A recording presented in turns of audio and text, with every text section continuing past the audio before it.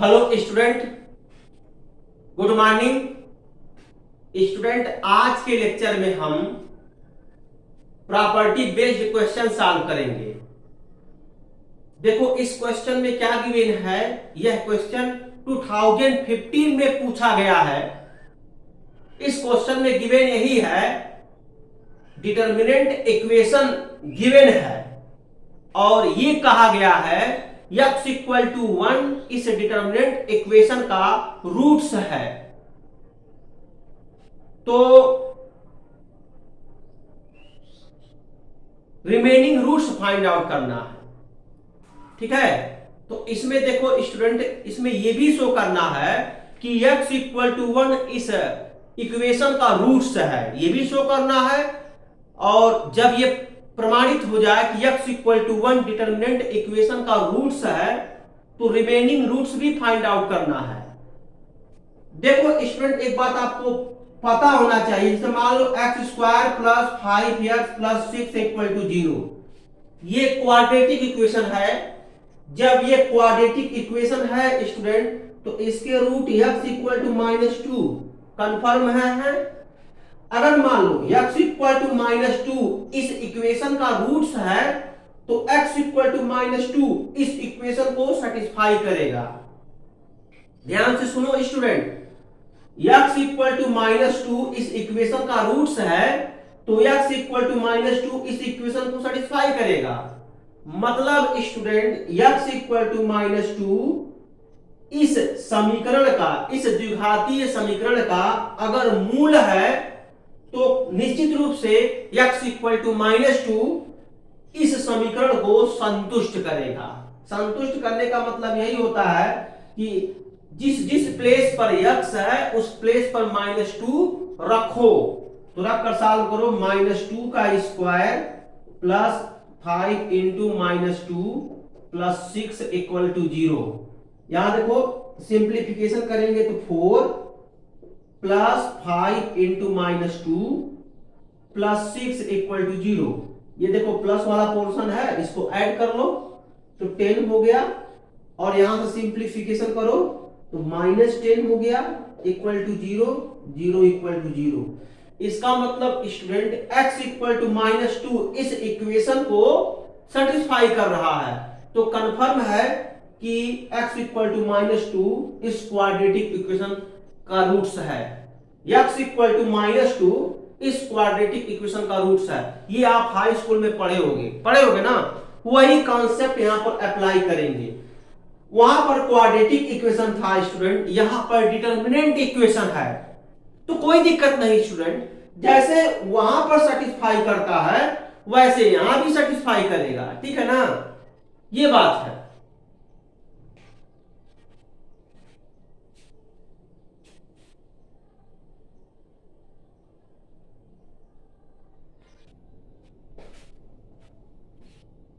तो स्टूडेंट इस quadratic equation का रूट्स होगा x equal to -2 due to because x equal to -2 is satisfy quadratic equation. Similarly student यहां से देखो x इक्वल टू -1 को इस इक्वेशन का रूट्स प्रूव करना है। x इक्वल टू -1 को इस इक्वेशन का रूट्स प्रूव करना है। मैं इतना दिखा दूं कि x इक्वल टू -1 इस इक्वेशन को सेटिस्फाई कर रहा है, तो बात बन जाएगा। तो आपको पता है ना कैसे सेटिस्फाई करवाते हैं। जिस जिस प्लेस पर x है उस प्लेस पर क्या पुट कर देंगे, 1 पुट कर देंगे। यहां पर 1, यहां पर 1, यहां पर 1। और डिटरमिनेंट को सॉल्व करेंगे, 0 इक्वल टू 0 आना चाहिए, अर्थात left hand side is equal to right hand side आना चाहिए। ओके स्टूडेंट, तो यही काम करते हैं, कुछ और नहीं करते हैं। तो चलो काम किया जाए। जो हाई स्कूल में आप कॉन्सेप्ट जान रहे हैं वही कॉन्सेप्ट यहां पर अप्लाई कर दो, ठीक है ना। चलो किया जाए।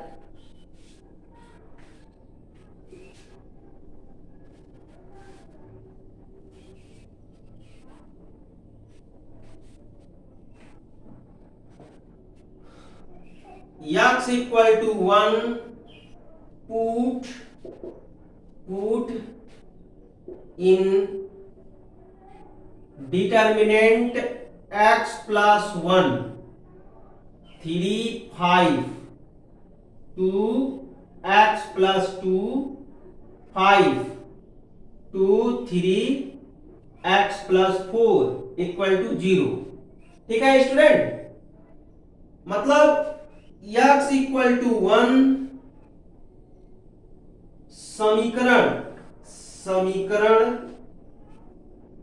में रखने पर ठीक है ना, x इक्वल टू 1 इस समीकरण में रख दो। जिस प्लेस पर 1 है स्टूडेंट, सॉरी जिस प्लेस पर x है उस प्लेस को 1 रखो और लेफ्ट हैंड साइड को सॉल्व करो।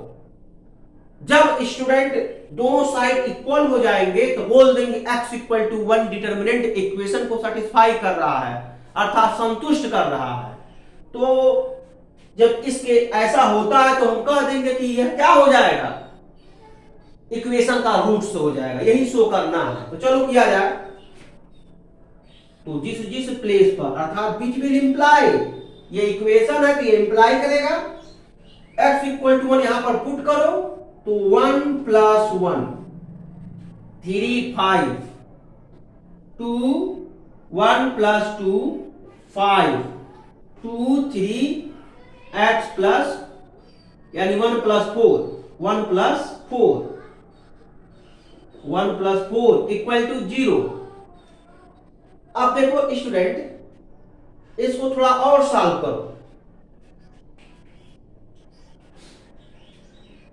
इसको सॉल्व करो और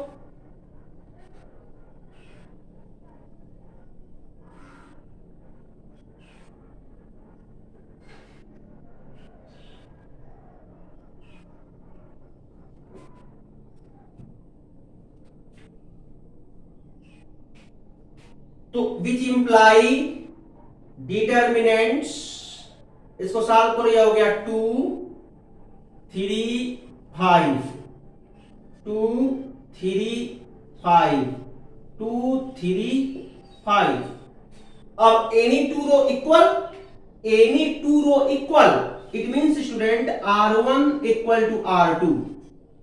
ये प्रॉपर्टी है, डिटर्मिनेंट के एनी टू रो इक्वल होता है तो डिटर्मिनेंट का वैल्यू 0 होता है।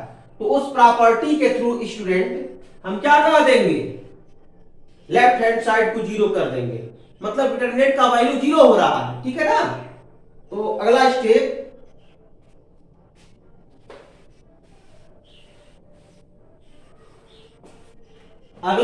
है student which will imply 0 equal to 0। अब देखो यहां सेंटेंस लिखेंगे, since x equal to 1 satisfy equation determinants x plus 1 3 5 2 x plus 2 5 2 3 x plus 4 is equal to 0, है ना student. then clearly x equal to 1 be a roots of equation। ठीक है, तो मतलब स्टूडेंट हम कह सकते हैं चूंकि x इक्वल टू 1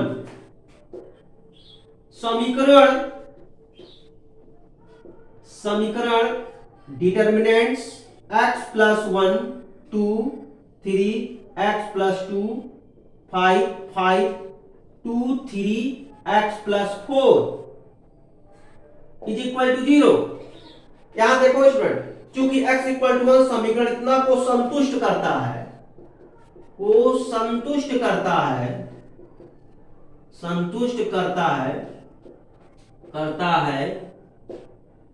इसलिए x इक्वल टू 1 समीकरण का मूल है।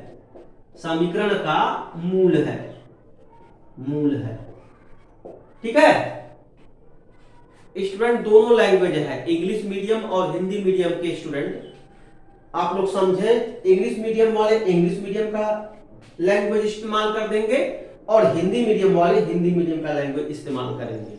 ऐसा नहीं है कि इंग्लिश मीडियम वाले दोनों लिख लें या हिंदी मीडियम वाले दोनों लिख लें, नहीं, अपने अपने लैंग्वेज का इस्तेमाल करेंगे। ठीक है, ये बात है।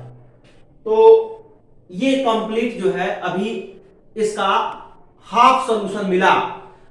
इस समीकरण में मतलब स्टूडेंट इस क्वेश्चन में और पूछा गया है रिमेनिंग रूट्स भी फाइंड आउट करने। क्या करने हैं? रिमेनिंग रूट्स भी फाइंड आउट करने हैं। मतलब स्टूडेंट इस क्वेश्चन में बचे हुए मूल भी निकालने हैं। क्या निकालने हैं? बचे हुए मूल निकालने हैं। तो चलो पहले सॉल्व किया जाए, ठीक है ना। जब आप सॉल्व करोगे तभी बचे हुए मूल निकलेगा। तो यहां तक पहले नोट कर लो।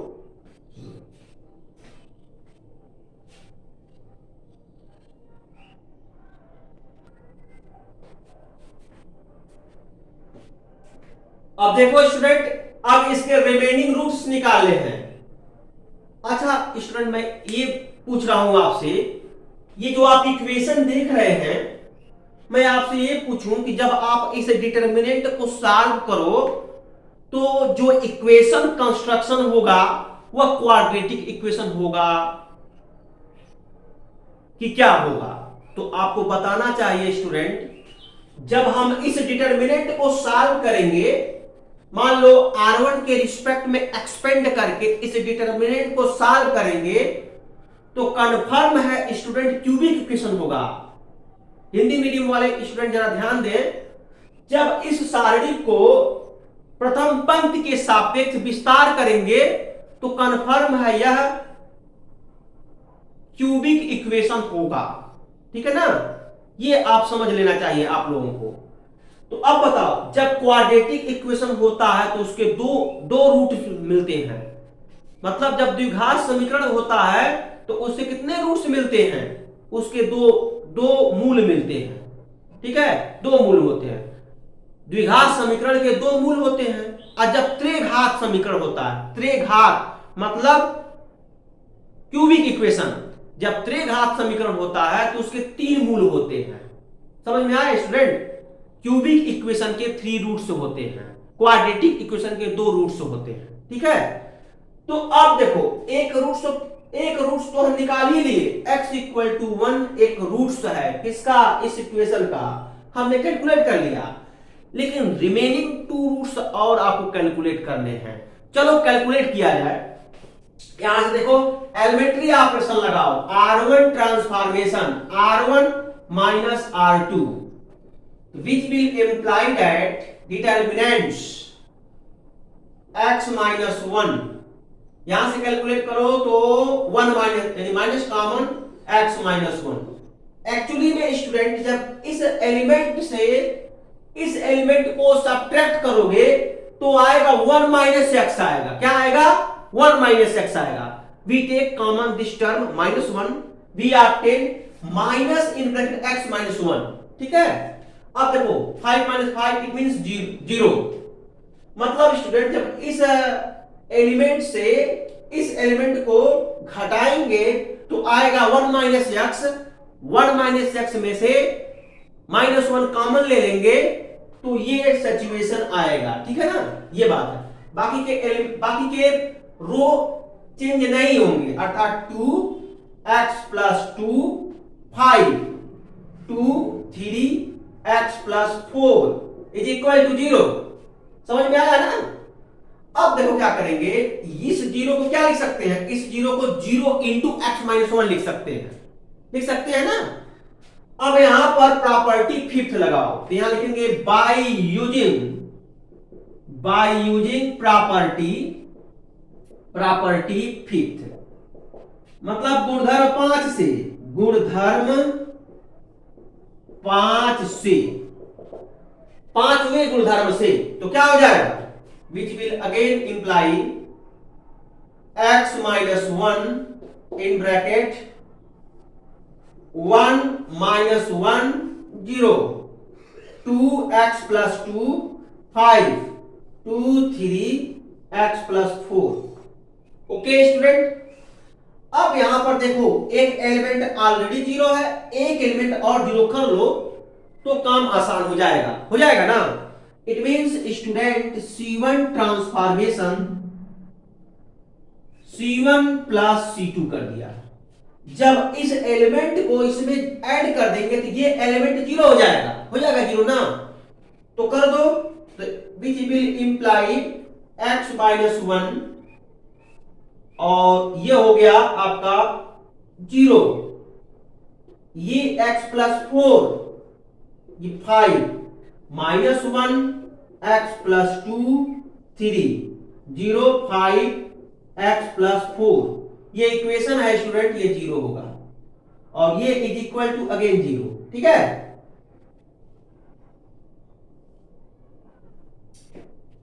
देखो ये सिचुएशन आया। अब क्या करेंगे, R1 के रिस्पेक्ट में एक्सपेंड कर दो, यहां लिखेंगे एक्सपेंड बाय R1, R1 के सापेक्ष विस्तार, R1 के सापेक्ष हम विस्तार कर देंगे। ठीक है, तो स्टूडेंट यहां तक नोट करो।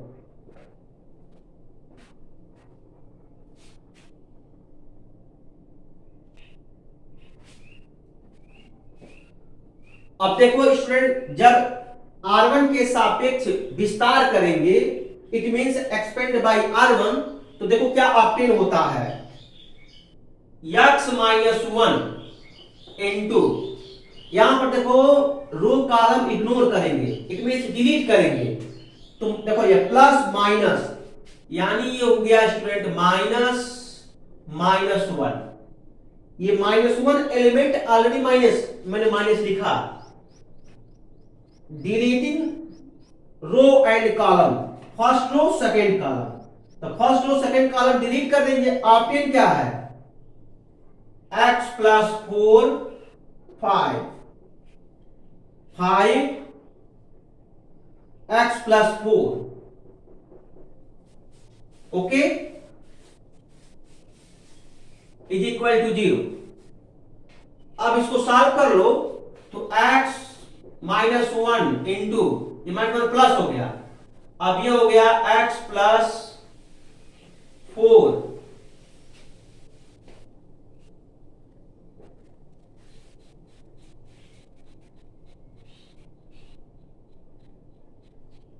x plus 4 whole square minus 5 square equal to 0। यहां से देखो a square minus b square के फॉर्म में है, ये फार्मूला आप लोग जानते हो, a square minus b square, a minus b a plus b. ठीक है ना, इस फार्मूले को यहां पर अप्लाई कर दो, तो x minus 1 into x plus 4 minus 5 into x plus 4 plus 5 equal to 0। Solve करो तो x माइनस 1, ये सब विच इंप्लाई का सिंबल रहेगा स्टूडेंट, विच विल इंप्लाई। ठीक है ना, अब देखो ये कितना हो जाएगा, x minus 1 x plus 9 is equal to 0। तो यहां से देखो जो x का वैल्यू जब कैलकुलेट करोगे तो 1 कामा माइनस 9 आया, तो ये तो पहले मैं ऑलरेडी निकाल चुका था। तो रिमेनिंग रूट्स क्या आए, जो रिमेनिंग रूट्स आए स्टूडेंट वो यही आए, देखो मैं अंडरलाइन कर दिया, ये रिमेनिंग रूट है, तो आप लिख सकते हो रिमेनिंग रूट्स करके। ठीक है ना, तो यही है, इसमें और कोई बात नहीं है, टफ नहीं है, बशर्ते स्टूडेंट आपको कुछ रूल पता होना चाहिए कि अगर किसी इक्वेशन का कोई रूट्स मिल रहा है तो इसका मतलब उस इक्वेशन में जो चर है उसका मान मिल रहा है। स्टूडेंट समझो, किसी इक्वेशन के कोई रूट्स ऑब्टेन हो रहे हैं, इसका मतलब यही है कि उस इक्वेशन के जो वेरिएबल है उसका वैल्यू मिल रहा है और वह वैल्यू इक्वेशन को सेटिस्फाई करेगा, ये टर्निंग पॉइंट है। ठीक है ना, मैं हिंदी मीडियम वालों को भी बताना चाहूंगा, किसी भी समीकरण का कोई मूल मिल रहा है, किसी भी समीकरण का कोई मूल मिल रहा है, इसका मतलब समीकरण में जो चर है उसका मान मिल रहा है और वो मान समीकरण को संतुष्ट करता है, ये टर्निंग पॉइंट है। ठीक है, तो अब यह हो जाएगा रिमेनिंग रूट्स मतलब शेष मूल रिमेनिंग को हिंदी में शेष बोलते हैं और रूट्स मतलब मूल, इसका जो वैल्यू हुआ वो 1 - 9, ये आंसर हो जाएगा। ठीक है ना, ये सब क्वेश्चन कंपटीशन में भी आते हैं। 4 ऑप्शन दे दिया रिमेनिंग रूट्स के, एक दे दिया 0, दूसरा दे दिया -5 - 6, तीसरा दे दिया -1 -9, चौथा दे दिया 1 - 9। तो आंसर किस पर टिक करेंगे? चौथे पर, चौथे गोले को फीड कर देंगे ब्लैक पेन से, उसको फुल मतलब उसको भर देंगे। ऐसे पूछा जाता है कंपटीशन में भी, लेकिन इस टाइप के क्वेश्चन को आपको सॉल्व करना पड़ेगा तभी आप आंसर तक पहुंच पाएंगे। ठीक है ना, तो ये जो है सॉल्यूशन रहा। अब अगला क्वेश्चन बताते हैं, नोट करो इसको।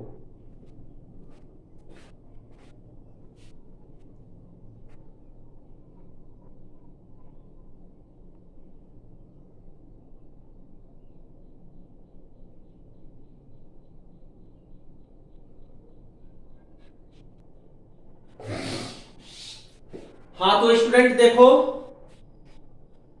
ये क्वेश्चन है if a + b + c = 0 then show that determinants a - x cb cb - x a b a c - x = 0 x = 0 or x = ±√3/2 in bracket a square + b square + c square। Student देखो, आपको दो चीज दिया है, एक condition दे दिया है और एक इक्वेशन दिया है। यहां पर देखो स्टूडेंट, दो फैक्ट ऑलरेडी गिवन है। वो कौन कौन से फैक्ट ऑलरेडी गिवन है? एक इक्वेशन दिया है, एक इक्वेशन गिवन है और एक कंडीशन गिवन है। इस क्वेश्चन में दो फैक्ट गिवन है, एक इक्वेशन और एक कंडीशन। ठीक है, तो प्रूव करने हैं, इसी को प्रूव करने हैं स्टूडेंट, यही प्रूव करने हैं। ठीक है, तो चलो प्रूव किया जाए। यहां पर डिटरमिनेंट इक्वेशन लिखो, a - x c b c b - x a b a c - x = 0। सबसे पहले स्टूडेंट देखो, मैं यह सिचुएशन बनाने का प्रयास करेंगे। सबसे पहले स्टूडेंट मैं ये सिचुएशन बनाने का प्रयास करेंगे a + b + c ऑब्टेन हो जाए। तो यहां से देखो स्टूडेंट, फर्स्ट कॉलम को सेकेंड थर्ड में ऐड कर दो तो a + b + c ऑब्टेन हो रहा है। तो student c1 transformation c1 + c2 + c3। ठीक है, तो अब जो क्या है, तो ये हो गया विच will imply determinants a - a + b + c - x a + b + c - x और student a + b + c - x। ठीक है, और ये हो गया c b - x a b a c - x, it becomes 0। ठीक है, अब देखो यहां प्रॉपर्टी क्या लगा ले स्टूडेंट, प्रॉपर्टी फिफ्थ यूज कर लो। यहां लिखेंगे प्रॉपर्टी फिफ्थ का इस्तेमाल कर दो। फिफ्थ का इस्तेमाल करेंगे, क्या आएगा? डिटरमिनेंट्स, ये हो गया a + b + c - x round bracket, ये हो गया 1 1 1 c b - x a b a c - x = 0। ठीक है ना, ये चीज तो कंफ्यूजन में मत पड़िएगा स्टूडेंट। देखो यह इक्वेशन है, नीचे वाला भी इक्वेशन है। देखो मैं विच इंप्लाई का सिंबल लगाया हूं। जब इक्वेशन को सॉल्व करते हैं स्टूडेंट तो लेफ्ट हैंड साइड में विच इंप्लाई का सिंबल लगाते हैं। ठीक है, तो मैंने लगाया। अब यहां पर जो है इस टर्म को 0 बनाएंगे, इस टर्म को 0 बनाएंगे। ठीक, तो स्टूडेंट यहां तक पहले नोट करो।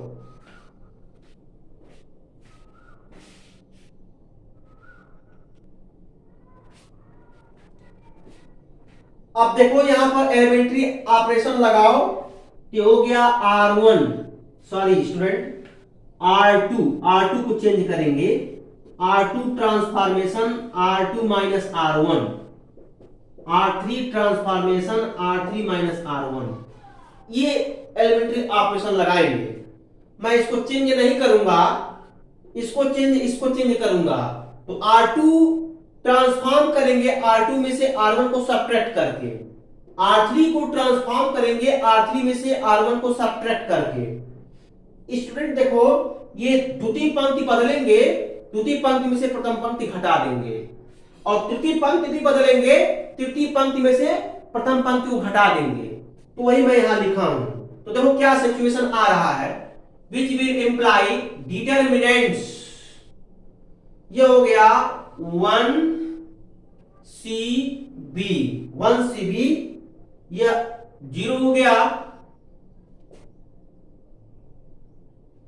ये B माइनस एक्स माइनस ए हो गया, इस टर्म में से ये सब्ट्रैक्ट होगा, और यहां पर कौन सा टर्म आएगा, A minus c plus x, तो A minus c plus x आया, और ये भी सब्ट्रैक्ट होगा ना स्टूडेंट।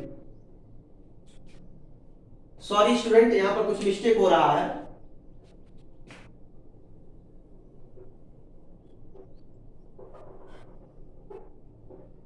ऑपरेशन कुछ और लिखे हैं, सब्ट्रैक्ट कुछ और कर रहे थे। देखो R2 माइनस R1 है ना, तो मैं R2 माइनस R3 कर रहा था, ये गलत है, R2 माइनस R1 है। तो देखो ये आ गया आपका 0, और ये देखो student B minus x minus c, अब ठीक है B minus x minus c, और ये A माइनस बी। अब यहां पर देखो 1 minus 1 it means 0, A minus c. अब देखो यहां पर C minus x minus b is equal to 0। अब ये क्लियर सही है स्टूडेंट, ठीक है ना। अब यहां पर आप C1 के रिस्पेक्ट में एक्सपेंड कर दो, लिखेंगे क्या, एक्सपेंड बाय C1 के सापेक्ष विस्तार, C1 के सापेक्ष हम विस्तार कर लेंगे, तो विस्तार कर लो, तो ये हो गया विच विल इंप्लाई 1 इंटू, देखो यहां पर ये टर्म छूट जा रहा है, यही सब इसमें देखने हैं student, which imply A plus b plus c minus x, ठीक है, और यहां से which imply A plus b plus c minus x into, यहां पर एक्सपेंड करेंगे 1 into B minus x minus c, B minus x minus c, C minus x minus b, इसका multiplication देखो, इसका इसमें करेंगे फिर इसमें, ठीक है, ये एरो बनेगा, इस टर्म का मल्टीप्लीकेशन इसमें करेंगे, तो मैंने लिख दिया। अब देखो ये माइनस साइन, माइनस इसका मल्टीप्लीकेशन इसमें, ये देखो ये माइनस साइन मैंने यहां लिखा। अब ये एरो का मतलब क्या, इस एलिमेंट का मल्टीप्लीकेशन इसमें करेंगे, तो A माइनस सी और A minus b is equal to 0 हो गया। यहां पर कर्ली ब्रैकेट लगा देते हैं, ठीक है। अब देखो, अब थोड़ा मल्टीप्लीकेशन करके लिख लो, तो A plus b plus c minus x, curly bracket B minus x minus c minus x minus b, और माइनस इसका मल्टीप्लीकेशन करेंगे क्या होगा, A minus c A minus b equal to 0, ठीक है, ये हो गया।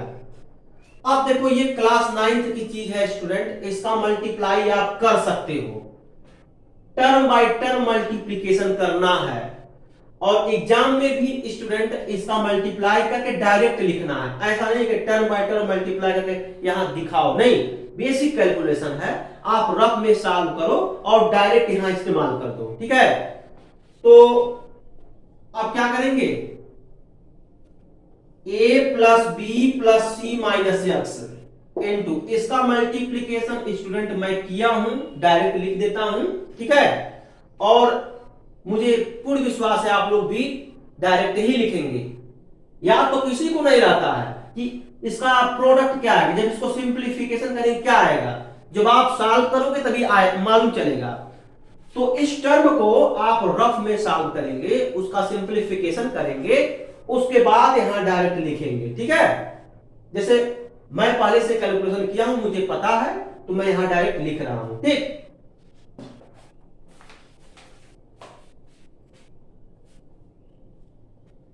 Into in bracket x square minus b square minus c square plus 2bc minus a square plus a b plus a c minus b c equal to 0। Okay student, जब आप इसको solve करोगे तो ये रिजल्ट आएगा। ठीक है ना, ये रिजल्ट आएगा, सॉल्व करने तो आ ही जाएगा, बस टर्म बाय टर्म मल्टीप्लिकेशन है। अगर नहीं सॉल्व होगा मुझसे पूछ लेना, मैं समझा दूंगा। ठीक है, सॉल्व करके सेंड कर दूंगा। वैसे तो नोट में मैं सेंड किया ही हूं सॉल्व करके, अगर आपको कोई प्रॉब्लम होगा तो आप हमसे पूछ सकते हैं। कन्फर्म में यही आएगा जब आप सॉल्व करोगे, मतलब जब इसमें b का मल्टीप्लिकेशन तीनों टर्म में करना है, x का मल्टीप्लिकेशन तीनों टर्म में करना है साइन के साथ, मतलब चिन्ह के साथ, c का मल्टीप्लिकेशन इस तीनों टर्म में करेंगे, ऐसे इसका मल्टीप्लिकेशन, फिर सिंप्लीफिकेशन करेंगे, कुछ टर्म कैंसिल होगा, कुछ टर्म ऐड होगा, तब जाकर के ये टर्म आएगा। ठीक है, आप सॉल्व करेंगे। ठीक, तो इतना सारा हो गया। अब ये इक्वेशन है, वही कहानी है। देखो, आप इक्वेशन का प्रिंसिपल आप जानते हो, ए बी इक्वल टू 0 है, तो यहां पर which will imply a equal to 0 और b इक्वल टू 0 होता। इनमें से कोई एक 0 होगा, एक 0 होगा, दूसरा नॉन 0 होगा। ये प्रिंसिपल आप जानते हो, तो यही प्रिंसिपल इस पर अप्लाई कर दो, तो देखो क्या आता है। तो यही सब है स्टूडेंट, आप जब केयरफुली काम करोगे तो कोई दिक्कत नहीं, सब कुछ एडजस्ट हो जाएगा। देखो यहां पर आपका हो जाएगा which will imply a plus b plus c minus x equal to 0 or x square minus b square minus c square plus 2bc minus a square plus ab plus ac minus bc equal 0। 0, ये 0 का symbol है। ठीक है, अब पहले इस पर चर्चा करते हैं। which will imply, ये स्टूडेंट देखो, इसका value x equal to a plus b plus c और x square minus b square minus c square plus 2bc minus a square plus a b plus a c minus b c equal 0। ठीक है, देखो student question में ये given है a plus b plus c equal 0। जब a plus b plus c equal 0 है तो already x का वैल्यू 0 हो जाएगा। यहां लिखेंगे क्या, which imply x equal to 0। क्यों 0 हो रहा है, because a plus b plus c equal 0, मतलब क्योंकि a plus b plus c equal to 0 है, इक्वेशन में गिवन है। इसका वैल्यू जब इसमें पुट करेंगे तो x इक्वल टू 0 आ जाएगा ना। अब देखो r करना है मुझे x square minus b square minus c square plus 2bc minus a square plus a b plus a c minus b c equal 0। ठीक है, अब इस पर चर्चा करना है, इसको कैलकुलेट करना है स्टूडेंट। ठीक है, ये बात है।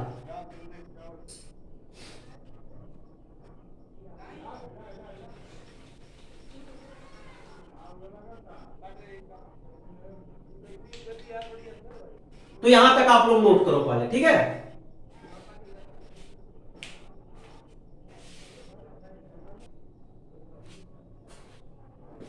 अब देखो स्टूडेंट, इसको आप सॉल्व करना है। चलो सॉल्व किया जाए। तो ये हो गया x इक्वल टू 0 और इसको सॉल्व करते हैं, x square minus b square minus c square plus 2bc minus a square plus a b plus a c minus b c equal 0। अब देखो ये which imply x equal to 0 और x square minus b square minus c square minus a square, rearrange कर दे रहे हैं, plus a b plus इसका मैं देखो इसको सिंप्लीफिकेशन करो, BC और प्लस CA लिखो या AC लिखो, इक्वल 0। अब इसको ट्रांसफर करके x का वैल्यू कैलकुलेट कर लो, किया जाए x इक्वल टू 0 और x square minus b square minus c square minus a square. अब देखो ट्रांसफर कर रहे हैं, ट्रांसफर करेंगे कितना आएगा, a square plus B square plus C square minus a b minus b c minus c a. Transfer करने पर स्टूडेंट देखो x इक्वल टू, जब ट्रांसफर करेंगे ना तो ये तीनों टर्म प्लस हो जाएंगे राइट साइड में जाकर, और ये तीनों टर्म माइनस हो जाएंगे। देखो ये टर्म आपके प्लस हो गए, देखो मैं लिखा भी हूं, और ये तीनों टर्म आपके कितने हो जाएंगे, माइनस हो जाएंगे, लिखा गया ना। अब आगे बढ़ो, x इक्वल टू 0 और x square is equal to a square plus B square plus C square minus minus common ले लो, कितना आ गया, a b plus b c plus c a. ठीक है, अब इसमें देखो स्टूडेंट, इसमें हम एक सेटिंग करने जा रहे हैं, क्योंकि देखो ये टर्म एक्स्ट्रा हो रहा है ना, ये टर्म एक्स्ट्रा वाले टर्म को हम वाइनिश कराने का प्रयास करेंगे। जो चीज लाना है उसके बारे में जरा सोचो, x equal to plus minus 3/2 in bracket a square plus B square plus C square, यही ऑब्टेन करना है ना, यही ऑब्टेन करना है। तो इसके बारे में जरा सोचो, ये सिंगल टर्म है, यहां पर देखो यहां पर दो टर्म है, तो कन्फर्म है इसको मुझे वाइनिश कराना है, वाइनिश कराना है। अब हम यह चाहते हैं कि जो सेकेंड टर्म है वो किसके फॉर्म में आ जाए, a plus b plus c के होल स्क्वायर के फॉर्म में आ जाए। और जैसे ही सेकेंड टर्म को a plus b plus c के होल स्क्वायर के टर्म में लाएंगे, तुरंत a plus b plus c के प्लेस पर 0 यूज करके उसको वाइनिश करा देंगे। ठीक है, ये टारगेट है, तो इसी में हम सेट करना चाह रहे हैं। चलो सेट किया जाए, तो इतना काम करना पड़ता है इसमें। तो अगला जो हमारा स्टेप होगा स्टूडेंट, x इक्वल टू 0 और x square equal to a square plus B square plus C square minus 2 से मल्टीप्लाई डिवाइड कर रहे हैं। अब जब 2 से मल्टीप्लाई डिवाइड करेंगे तो 2ab plus 2bc plus 2ca। ठीक है, अच्छा ये बताओ स्टूडेंट कि कैसे हम समझे 2 से मल्टीप्लाई डिवाइड करें।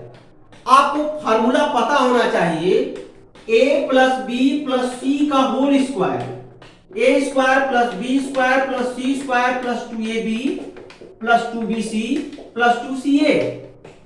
तो देखो स्टूडेंट, इस टर्म को मुझे a plus b plus c के होल स्क्वायर में करना है, तभी तो सेकंड टर्म वाइनिश होगा। जब a plus b plus c के होल स्क्वायर में करेंगे तो यहां पर देखो ये टर्म क्या है, already 2ab plus 2bc plus 2ca है, और ये टर्म क्या है, ab plus bc plus ca है।